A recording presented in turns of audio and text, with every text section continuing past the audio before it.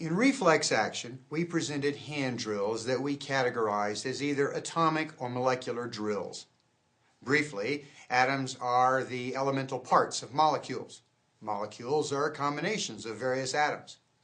Likewise, molecular drills are made from combinations of the simpler atomic drills.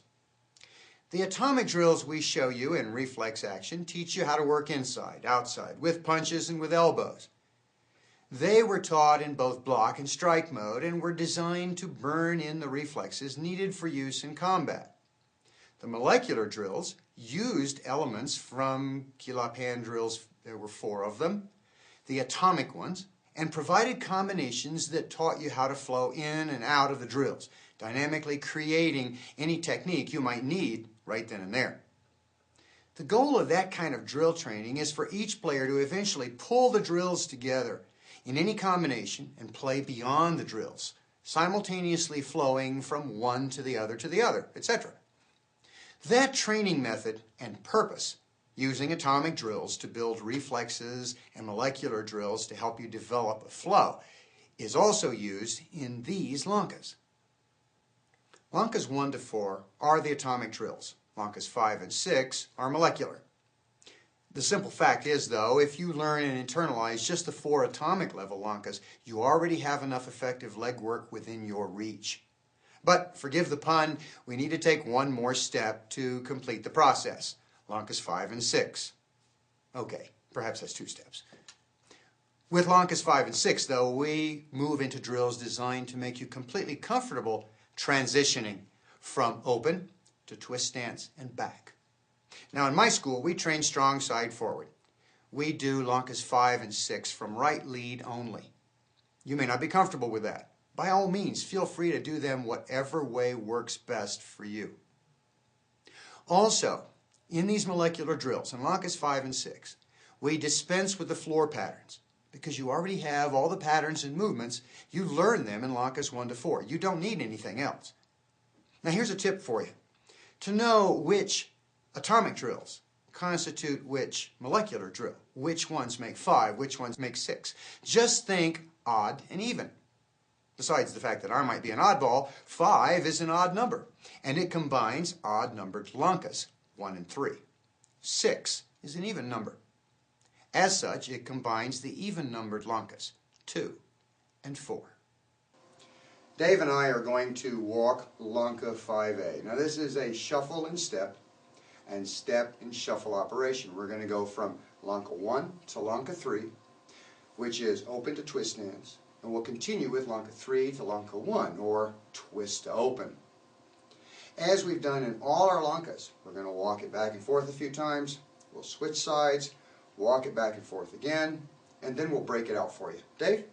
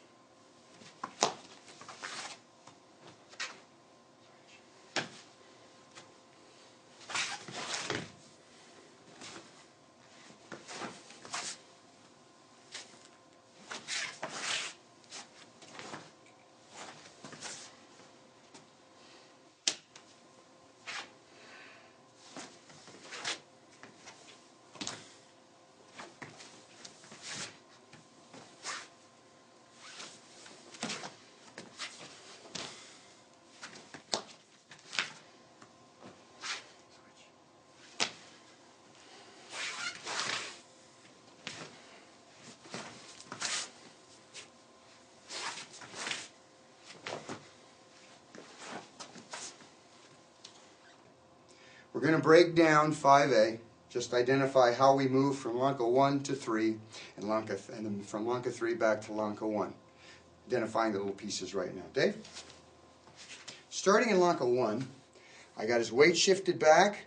I have the proper angle on the arm. I'm anchored. I grind. He picks that up. That's his cue. He steps back, fires his punch. I'm going to stick with him, snaking in here. Feed the arm across, maintain proper alignment. Come in with my C-step. Notice that I'm at the proper angle here. This grind sets him back. Now I'm able to go from 3 to 1. I cue him. He fires the punch. I pick this up out here. Take control. Slip back in. As I get everything lined up, then I apply the lock. From the other side, Dave.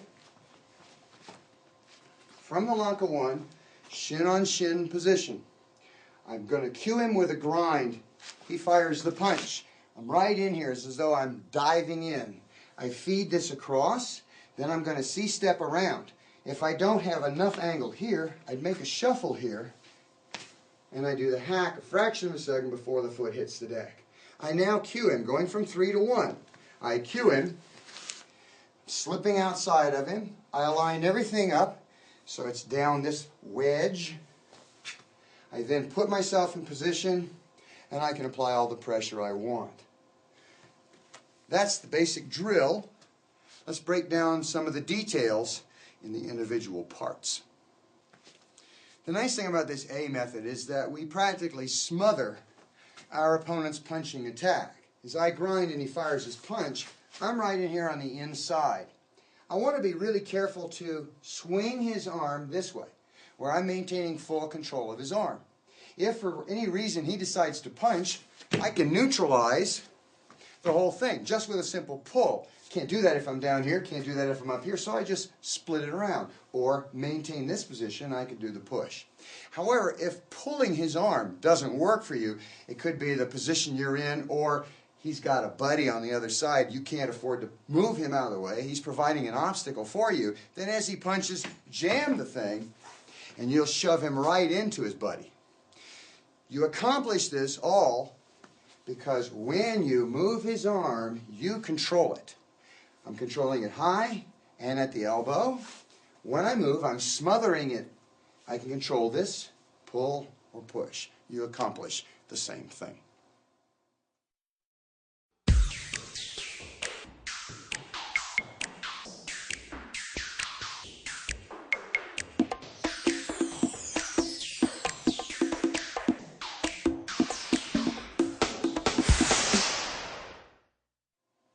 This is my friend Paul Jones, and he's going to help me do Lanka 5B. This is a step, crossover and C-step, step and shuffle. We're going to go from Lanka 1 to Lanka 3.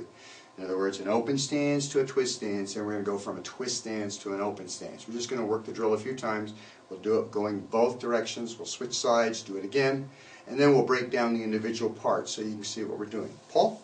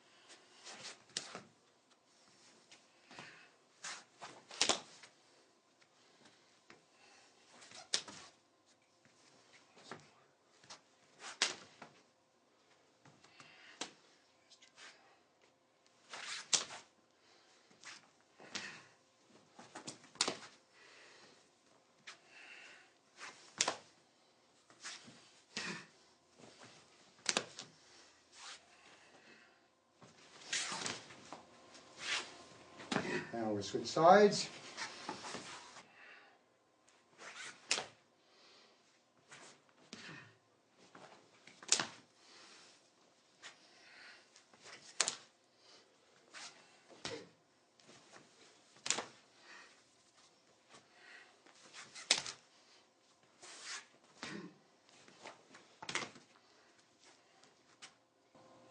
You saw us doing the drill back and forth before. Now let's wheel out some of the details. Paul?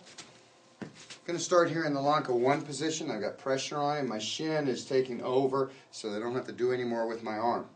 As I grind, he steps away. I move right with him. I don't want to do this. I don't want to do this where I allow the gap to occur and then I fill in. Back. I've got the pressure. As I grind, I move right with him. I make my strike to neutralize any threat from this. Now I'm going to get off of this line and move to here.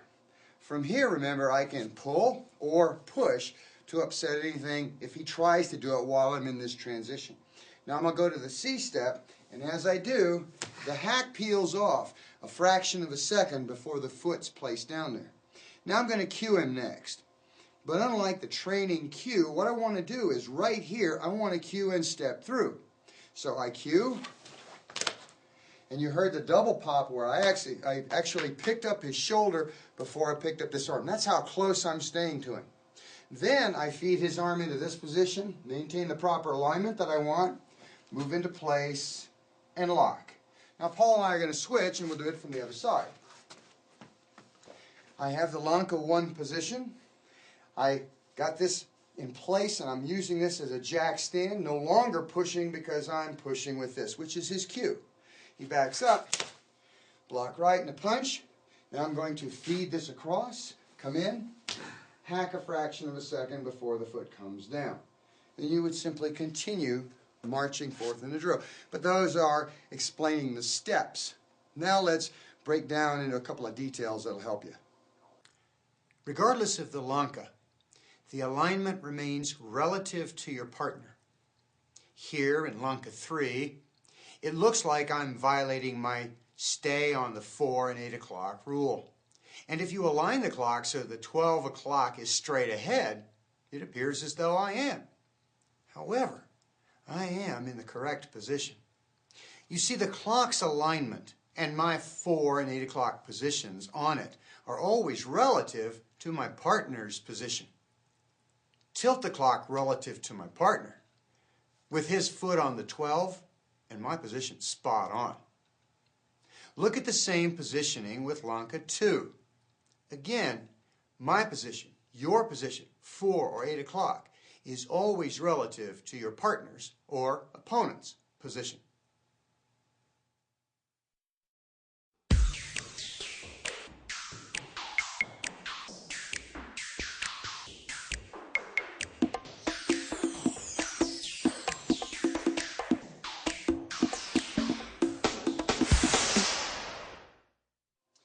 This is my friend and fellow student, Danny Young. We're going to walk 5C, down and back, down, switch, do it 3 more times so you get it both sides. Like we did with all the others, after we walk it, we'll break it down for you. Danny?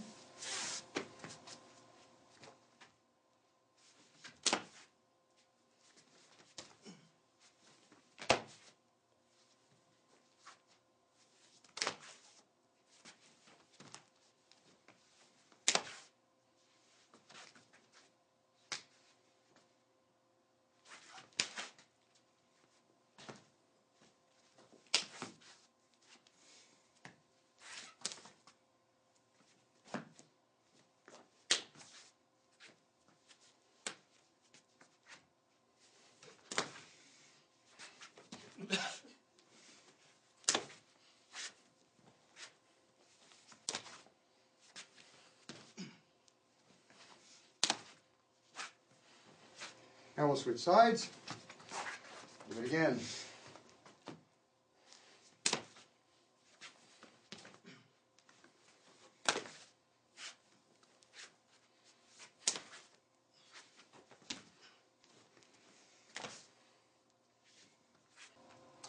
What we're going to do now is we're just going to go from Lanka 1 to Lanka 3 to Lanka 1. We'll switch sides, do the same thing, identifying what we're doing each time so that you can see what's going on. Danny? Sir. I'm going to start with the Lanka 1 position. As before, this is anchored to me. This is high on his shoulder blade. I then apply pressure here and he backs out. Shuffling behind him, I make the strike. Now I'm going to feed his arm, keeping again everything lined up. I'm going to go into a C-step, but before I put the foot down, the hack strikes. Now I'm in Lanka 3, going to go to Lanka 1. I cue him, he steps back. I do block left, fire the shot, feed, so I get this alignment that I'm looking for. Come in, get everything positioned. If I like the angle, fine. If I don't, make the adjustment. Then apply the lock. Now we'll switch sides and do it going the other way. Okay. Again, from Lanka 1, right shin, shin, lock down good, anchored in position, hand on the shoulder blade, I grind, steps back. Block right with a strike, then I feed, keeping carefully his arm into control, and a C-step around, hack a fraction of a second before the foot goes down. Going to cue him again, going to shuffle off behind him, make the strike, feed the arm, lock in. These are all movements you've seen before. We're just combining them as we flow from Lanka 1 to Lanka 3 and Lanka 3 back to Lanka 1. How you bend your knees is critical to this operation. You want to seat, rotate into this position. You want to turn your lead foot when you're doing Lanka 1 here. Turn it in. When you're doing Lanka 3, you're going to turn it out. This helps provide the stability. It also opens the door for my leg to come through and strike. The seating is done by bending both knees. And just by doing this, I thrust my knee forward. Leaning forward will do the same thing. But that's committing everything to one move. This would be committing everything to one move. You really want to balance between the two. You want to have a balance between how much of this I do and how much of this I do. Not one or the other, but both. Now when I, again, say seating, I mean bending the knees. Let me show you by doing it against this wall, and you can see how far you can get your knees to work. If I'm lined up here, and I simply seat, you see the knee goes forward, and I'm just going straight up and down. I couple that with forward, and I get even more drive. One, by itself, too much weight forward when you don't want it there. And there are times that you do, but you don't want to commit to too much weight forward. You don't want to rely solely on this. But to combine the two, each only has to work half as hard, and you get the desired effect. The trick is, do them both together, bend both the knees. This is a good place to give you some tips regarding the hacksaw and how and when you apply it. Danny? We'll start with Lanka 1 here, okay? And I'm going to move to Lanka 3 from this position. I grind. There's the strike. Now as I do this and I move his arm, this is an important element. I come in here for the C-step and I've got to hack a fraction of a second before the foot goes down. But I have to time the movement of my hand from here to here with the hacksaw itself. As I feed it and move it, if I move my hand prematurely and do the hack, all he needs to do is stick out his elbow and I'm impaled on the way in. The hack will be completely ineffective because I'll be neutralized by the energy he's putting this way. What I want to do is, as I fed it here, now I move, I'm in the air, this strikes as this slips back. So I get a nice shear, two opposing forces along parallel lines. And just as you can